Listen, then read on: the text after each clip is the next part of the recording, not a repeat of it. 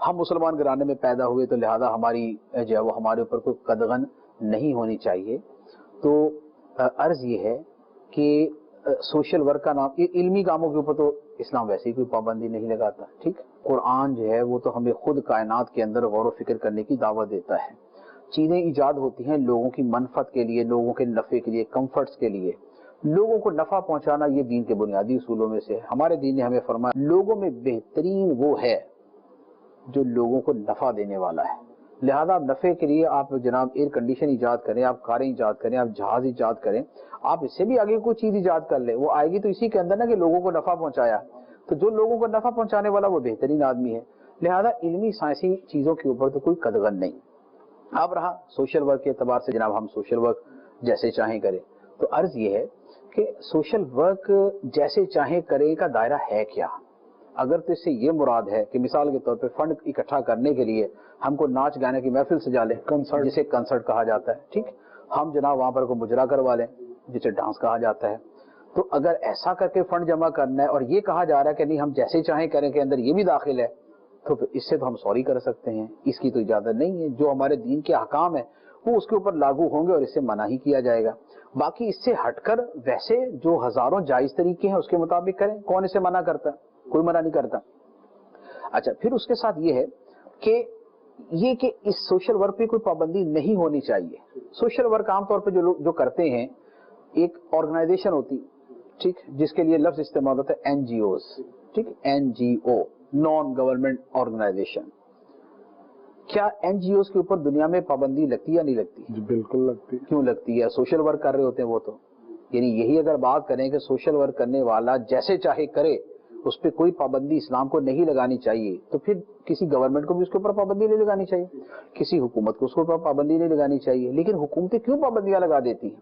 ایک NGO بنتی ہے جو کہتی ہے کہ جناب ہم تو لوگوں کی صحت کے لیے کوشش کر رہے ہیں، ہم تو لوگوں کی ایجوکیشن کے لیے کام کر رہے ہیں، ہم تو غریبوں کی مدد کے لیے کام کر رہے ہیں، ہم تو فوڈ کے لیے، ان کی جو ہے خوراک کے لیے کام کر رہے ہیں. لیکن اس کے باوجود دنیا کے اندر 20 ممالک ایجوکیشن کے NGOs پہ پابندی لگاتے ہیں، میڈیکل کے NGOs پہ پابندی لگاتے ہیں، فوڈ کے NGOs پہ پابندی لگاتے ہیں. کیوں؟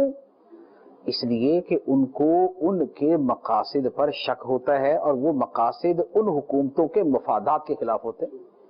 NGO چل رہی ہوتی ہے لیکن اسی کے ذریعے لوگوں کے اندر جو ہے وطن دشمنی کے جراثیم پیدا کیے جا رہے ہوتے ہیں. NGO چل رہی ہوتی ہے لیکن وہ اپنے کاموں کے ذریعے لوگوں کو خرید رہے ہوتے ہیں. NGO چل رہی ہوتی ہے لیکن وہ اس ملک کی بنیادی مسلمات کے خلاف ایجوکیشن دے رہے ہوتے ہیں. جیسے مثال کے طور پہ جس ملک کے اندر کیپٹلزم ہے، ٹھیک، سرمایہ دارانہ نظام ہے، اب وہاں پر کمیونزم والے جا کے NGO کھول لیں اور کمیونزم پھیلانا شروع کر دیں. اس کا کیا مطلب ہوگا؟ اس کا مطلب یہ ہوگا کہ وہاں کے لوگ پرووک ہو کر، مشتعل ہو کر وہ بھی اپنے سرمایہ داروں کے خلاف کھڑے ہو جائیں، وہ بھی اپنی حکومتوں کے خلاف کھڑے ہو جائیں. اچھا، جو کمیونزم کا ملک ہوگا وہاں پر کیپٹلزم والے اپنا کام کرنا شروع کر دیں اور ساتھ میں یہ والا درس بھی دینا شروع کر دیں، تو کیا ہوگا؟ کمیونزم والا ملک اس پہ پابندی لگا دے گا کہ نہیں جناب، یہ ہمارے مسلمات کے خلاف جو ہمارے ڈیسائیڈڈ ہمارے رولز ہیں، یہ ان کے فنڈامنٹل جو رولز ہیں یہ ان کے خلاف کام کر رہے، لہذا ہم ان کے اوپر پابندی لگاتے. تو عرض یہ ہے کہ اگر حکومتیں اور ممالک یہ پابندیاں لگا سکتے ہیں تو پھر اسلام بھی پابندیاں لگا سکتا ہے.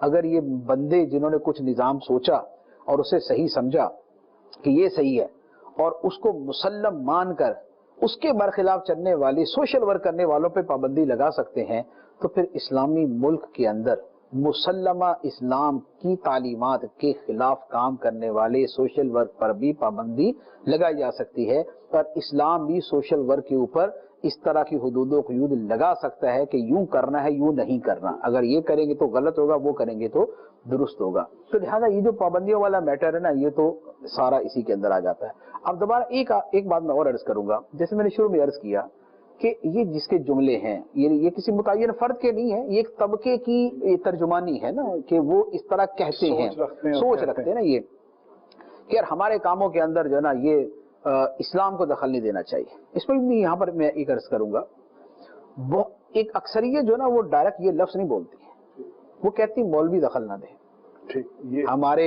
کاموں میں، ہمارے سوشل ورک میں، ہم جو کرنا چاہتے ہیں ہمارے علم میں سائنس میں مولوی دخل نہ دے. مولوی اپنا دین تو نہیں لے کے آتا، اصل ان کا جو ہدف ہے نا وہ ڈائریکٹ دین اسلام ہوتا ہے. لیکن کچھ اپنے ماں باپ کی کچھ شرم و حیا ہوتی ہے کہ وہ بولیں گے کہ نالائق تجھے اس لیے پڑھایا سکھایا تھا. کچھ اپنے جان پہچان والوں کو ہوتا ہے، کچھ اس ملک کے حالات ہوتے ہیں، کچھ معاشرتی تقاضے ہوتے ہیں جس کی وجہ سے جو اعتراض انہوں نے اسلام پر کرنا ہے وہ مولوی کے نام سے کر دیتے ہیں. جو اسلام کی تعلیمات پر کرنا ہوتا ہے اسے وہ قبائلی نظام اور قبائلی زندگی کی تعلیمات کے نام سے کر دیتے ہیں. لیکن اگر ان چیزوں کی لسٹ بنا لے تو ڈائریکٹ وہ اسلام ہوتا ہے، ڈائریکٹ وہ اسلام کی تعلیمات ہوتی ہے. مسلمان کی سوچ ہونی کیا چاہیے؟ قرآن پاک نے بڑا واضح طور پہ اس کے بارے میں ارشاد فرمایا. انما کان قول المؤمنین اذا دعوا الی اللہ ورسولہ لیحکم بینہم ان یقولوا سمعنا واطعنا. سبحان اللہ. مومنوں کی بات، مومنوں کا قول، مومنوں کا جملہ، مومنوں کا جواب جب انہیں اللہ اور اللہ کے رسول کی طرف بلایا جائے تاکہ اللہ کا رسول ان میں فیصلہ کر دے تو وہ کہتے ہیں سمعنا واطعنا، ہم نے سنا اور مان لیا. سمعنا واطعنا. سبحان اللہ. ہم نے سنا اور مان لیا، ہم اطاعت اختیار کرتے ہیں. جبکہ اس کے مقابلے میں منافقوں کے بارے میں فرمایا کہ وہ کہتے ہیں سمعنا وعصینا، استغفر اللہ، سن تو لیا لیکن مانا نہیں. تو بات یہ ہے کہ ایسی سوچ رکھنے والے کہ جو اسلام کے احکام سن کر بھی ان کے دل مان نہیں رہے ہوتے اس کو، اور بعض ان میں سے زبان سے بول بھی دیتے ہیں، خواہ وہ اسلام کا نام لے کے بولے یا وہ جو ہے وہ کیا نام ہے دینداروں کا نام لے کے بول دیں، یا اس کے لیے قبائلی کا لفظ استعمال کر کے بول دیں، یا اس کو پرانی چیزیں بول دیں، یا اس کو فرسودہ روایت کہہ کے بول دیں. لیکن اصل میں وہ اسلام کے احکام پر ہی یہ کلام کر رہے ہوتے ہیں. تو مومن کے جو جملہ ہے وہ سمعنا و اطعنا ہے، سمعنا و عصینا نہیں ہے. مومن یہ نہیں کہتا کہ سن تو لیا لیکن سوری مان نہیں سکتے. مومن یہ کہتا ہے کہ سن بھی لیا مان بھی لیا، جیسا سنا ویسا ہی ہم نے مان لیا.